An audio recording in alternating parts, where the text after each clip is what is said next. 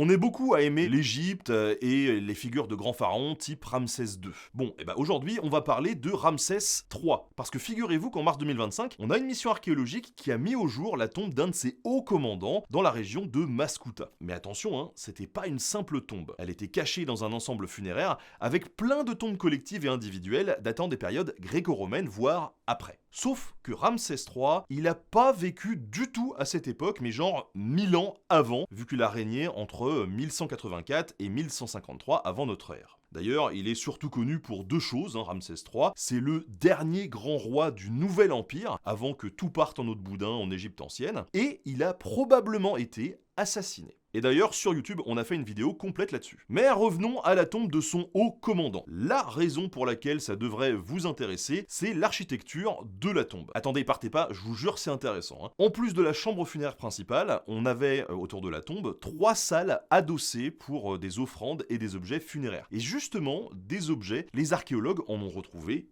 plein. Des vases en albâtre soigneusement décorés, un anneau en or gravé du sceau du roi Ramsès III, le nom d'un ancien souverain guerrier appelé Horemheb, et d'ailleurs c'est le fondateur de la dynastie des Ramsès, mais ils ont retrouvé aussi une boîte en ivoire et une collection de perles et de pierres semi-précieuses. Le gars enterré avec autant de faste, c'était pas le pécor du bout de la rue. Il s'agit d'un haut commandant. En plus, faut le dire, à l'époque, il fallait bien quelques hommes forts pour défendre les frontières, parce que ça commençait à sentir un petit peu le roussi, et les peuples de la mer n'arrêtaient pas d'attaquer les frontières. Ramsès III a dû les repousser plusieurs fois et a probablement passé la plupart de sa jeunesse sur les champs de bataille. Bon, alors en attendant, on sait pas trop pourquoi il était enterré là, et on attend les conclusions des archéologues avec impatience.